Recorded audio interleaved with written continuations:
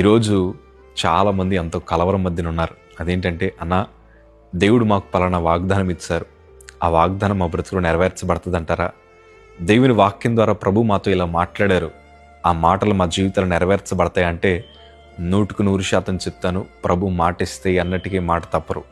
బహుశా ఈరోజు మనకు ఎదురవుతున్న అపజయాల వల్ల, ఈరోజు మనకు ఎదురవుతున్న క్లిష్టమైన పరిస్థితుల వల్ల బహుశా ఆ మాట మన బ్రతుకులు నెరవేర్చబడదేమో అన్న అల్ప విశ్వాసం మనలో వస్తుందేమో.